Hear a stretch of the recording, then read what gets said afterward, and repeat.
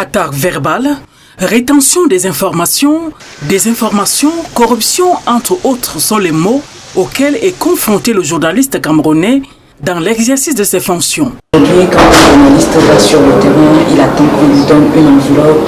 Est-ce qu'on se sent véritablement libre quand on reçoit cette enveloppe? Je ne pense pas.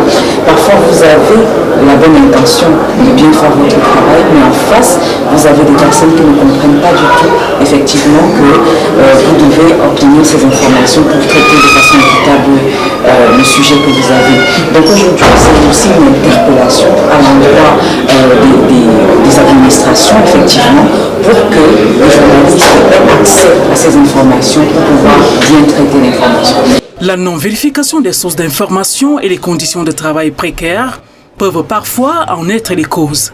Ont des problèmes de subsistance, ils sont corrompus. Parce que les gens veulent courir pour le scoop, pour qu'on dise que c'est moi qui ai le scoop, sans vérifier l'information.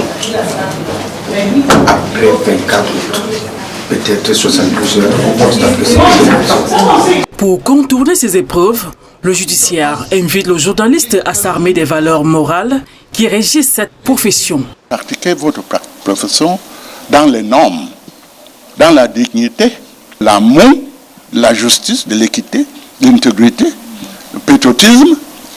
Je parle de la vérité, je parle de tout ça. Ce sont des valeurs morales, même spirituelles, qu'un journaliste qui est fier de sa profession doit prendre en compte. En pratiquant le journalisme selon la loi et la dignité, cela contribue à développer le pays et à construire la paix. Votre liberté d'expression doit s'arrêter où celle de l'autre commence. C'est-à-dire quoi? Quand vous vous exprimez, vous êtes libre de vous exprimer, mais il faut penser à celui qui est en face de vous. Et même lorsque vous donnez la parole à des panélistes, il faut vous assurer qu'ils sont là pour véhiculer des messages qui éduquent le public et non qui l'abrutissent.